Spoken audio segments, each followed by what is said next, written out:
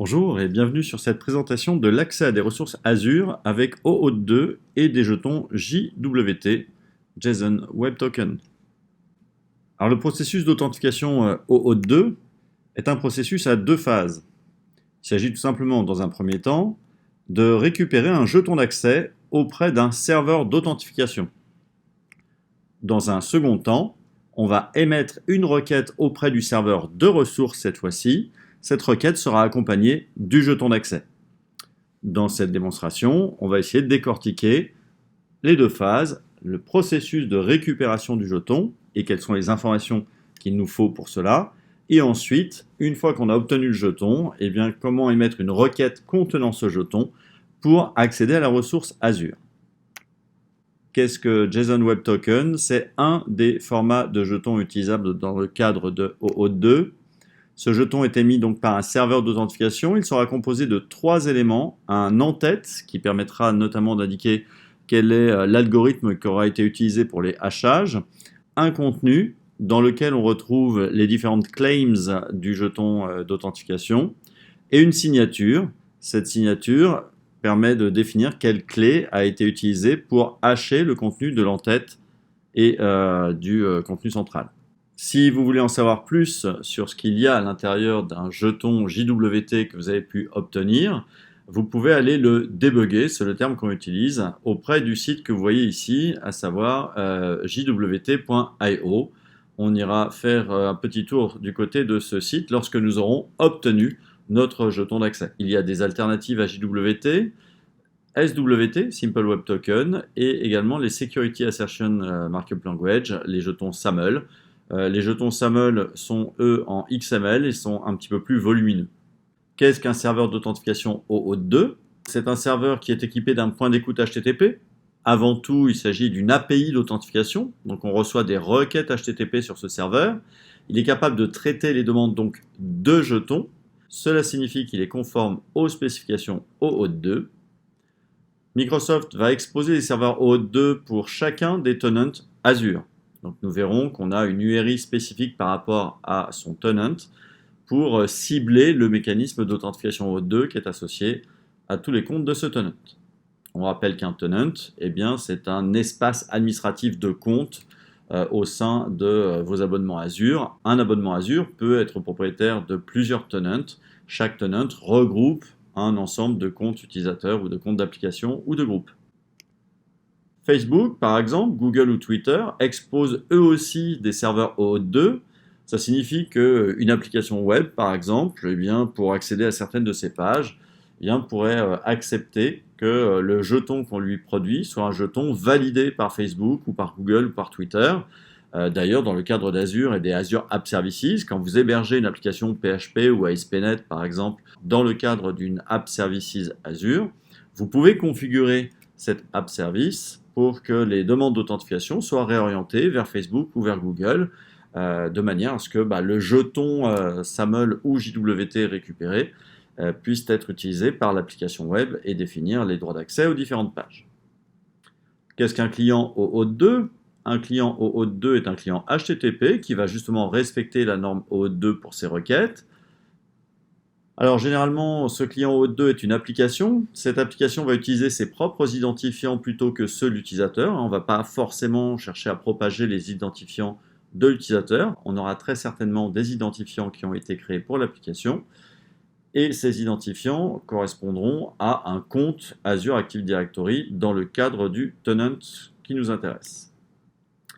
Pour la démonstration, notre client sera le logiciel Postman, qui est en fait un client HTTP universel et qui permet d'émettre des requêtes HTTP.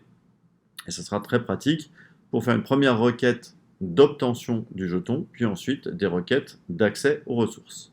Pour autoriser une application à demander un jeton OAuth 2 auprès de Azure, il faut déjà enregistrer l'application.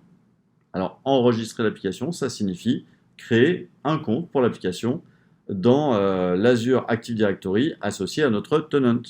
On va aller faire un petit tour ensemble. Nous voici sur un poste Windows. Nous allons nous tourner via Chrome vers le portail Azure.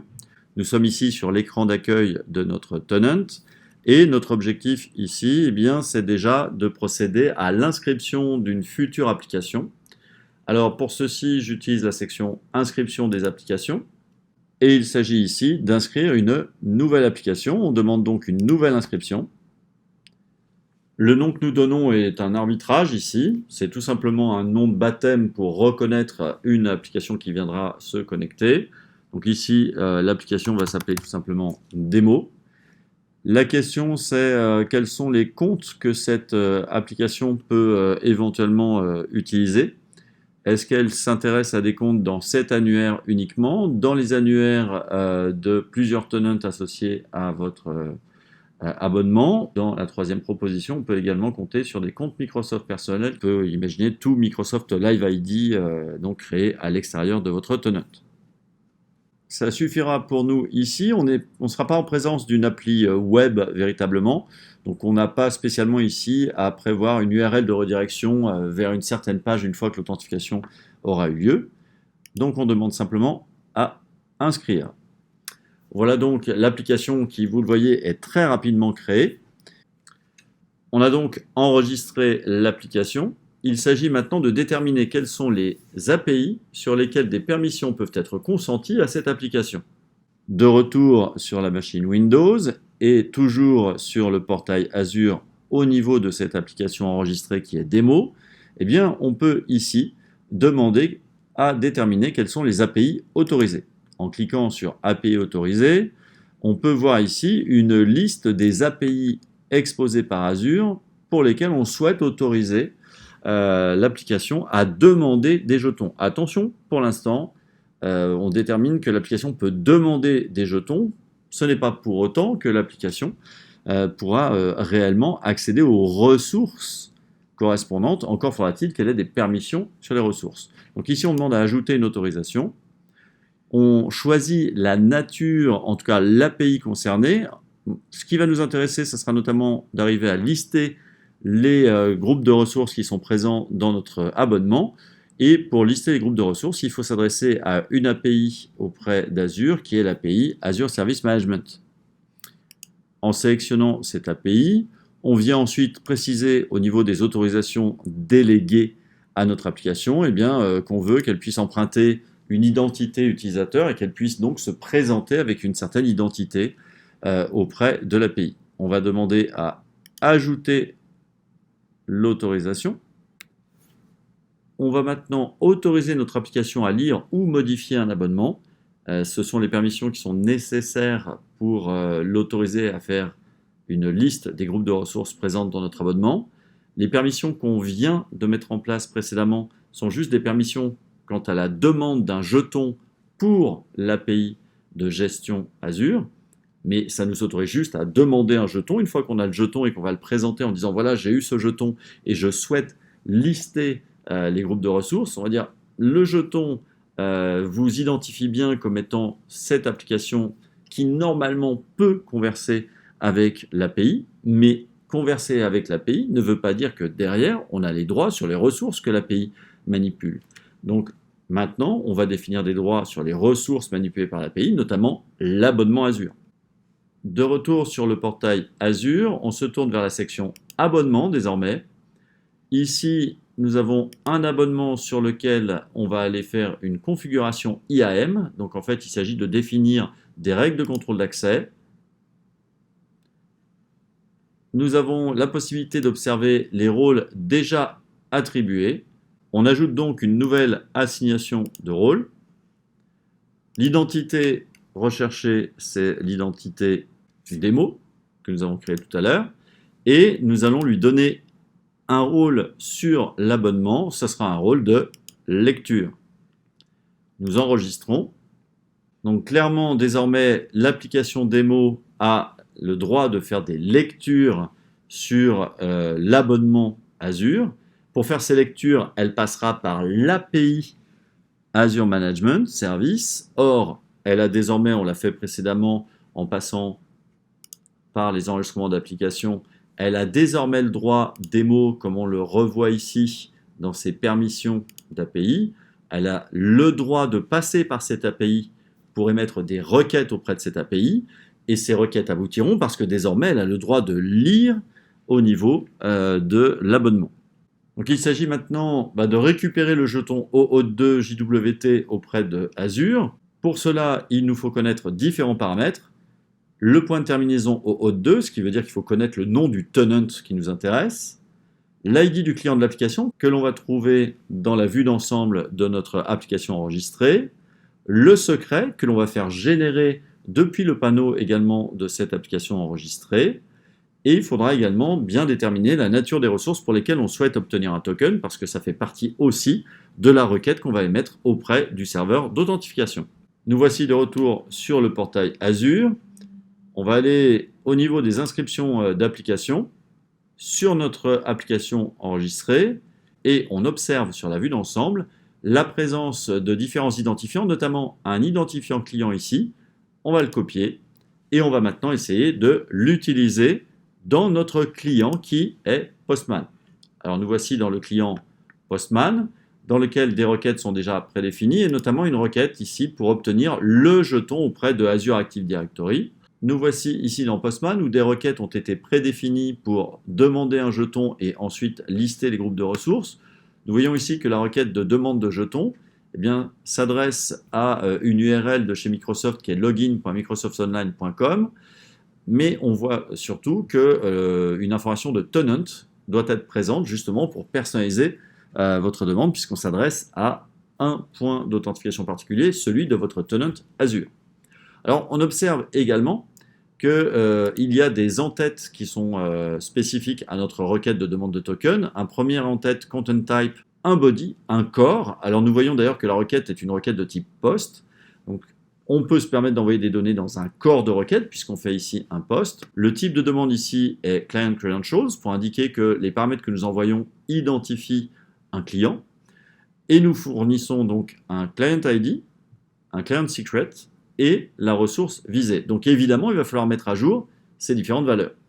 Vous voyez ici que des noms de paramètres sont indiqués, client ID, client secret, resource. Les valeurs ne sont pas indiquées en dur ici.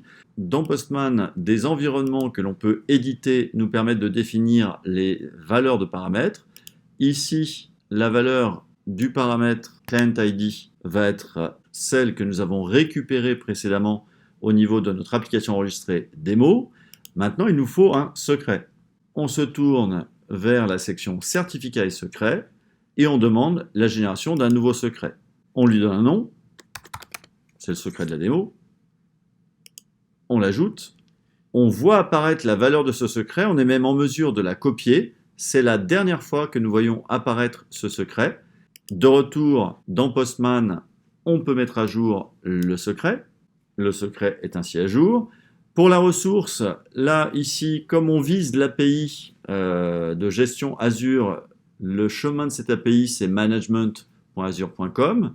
On précise également le tenant ID ici, qui est utilisé comme partie de l'URL du serveur d'authentification. Les autres paramètres ici nous intéressent pour d'autres requêtes, on ne les traite pas particulièrement. On demande un update. On a donc ici défini tous les paramètres nécessaires à l'émission d'une requête POST auprès du serveur d'authentification de Microsoft et de notre tenant particulièrement. On peut demander maintenant à envoyer la requête et la requête nous renvoie, on le voit ici, un access token. Alors ce qui va être intéressant ici, c'est de capturer le contenu de ce token et de se tourner vers un autre site qui est le debugger JWT. Nous voici dans le debugger JWT. Dans ce debugger, on peut déposer le contenu d'un jeton. Voici l'access token qui a été récupéré il y a quelques secondes. On voit trois couleurs, c'est justement pour les trois parties d'un jeton JWT.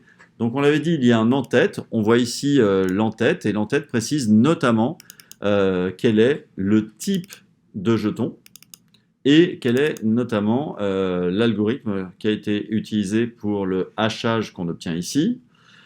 La partie violette, la partie centrale, c'est donc la charge de la requête. On va retrouver dedans des choses telles que l'ID de notre application, un ID d'objet, on va retrouver un ID de tenant. Ce sont tout un ensemble d'éléments nécessaires pour que la ressource sache qui lui demande un accès. Et il se trouve que tout ce hachage, eh bien s'il y a hachage, c'est justement parce qu'il y a eu chiffrement. Il y a eu chiffrement par une clé Et nous avons ici la dernière partie qui permet de vérifier la signature. Et donc en 2 temps, ça va nous permettre de nous assurer d'une part que le jeton n'a pas été modifié depuis son émission, et d'autre part qu'il a bien été émis par une autorité de validation, une autorité d'authentification en laquelle on a confiance. Maintenant que nous avons débugué tout cela, eh bien on va essayer d'accéder aux ressources Azure en présentant notre token.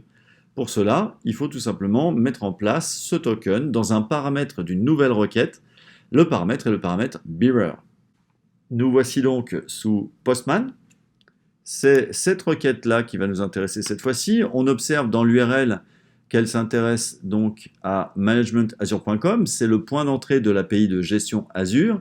Elle s'intéresse à un certain abonnement. C'est pour ça qu'on a vu que dans l'environnement Postman, on a un paramètre aussi Subscription ID qui est présent. Et pour ce qui est des paramètres, il y a ici la version d'API que l'on souhaite contacter. Et dans le header, eh bien, il va y avoir notamment ce fameux paramètre Bearer qu'il va falloir définir. Et vous voyez qu'il est accompagné tout simplement de la valeur du paramètre Bearer token, qui lui, encore une fois, vient d'un environnement, l'environnement global cette fois-ci.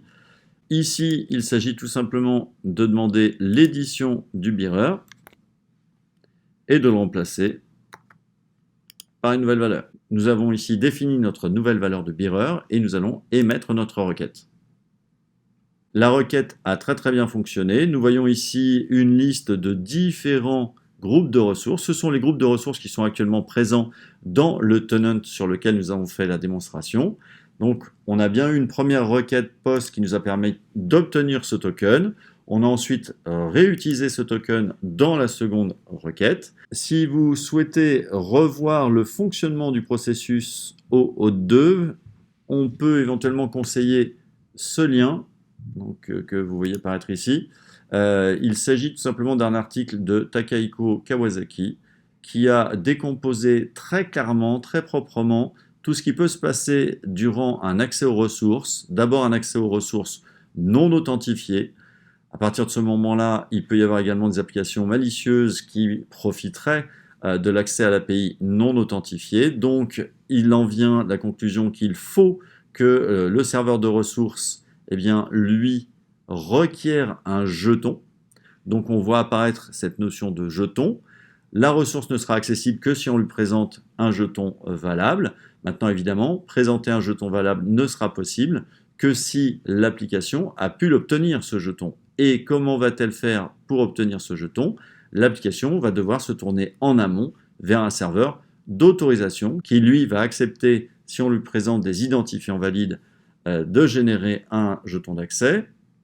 Et ensuite, eh bien, Monsieur Kawasaki nous présente les détails de toute la mise en place du process OAuth 2, nous rappelle que finalement, entre l'application cliente et le serveur d'autorisation, eh bien, les demandes de token et la réponse, ce qui est ici en jaune, eh bien, sont régies par les spécifications du protocole OAuth 2. Voilà, c'est très détaillé. Il y a d'autres lectures annexes qui peuvent être également très intéressantes. Donc, on vous recommande très vivement la lecture de cet article, le guide simple vers OAuth 2, c'est de Takahiko Kawasaki. Ainsi se termine cette présentation de l'accès à des ressources Azure avec le protocole OAuth 2 et les jetons au format JWT. Merci, à bientôt.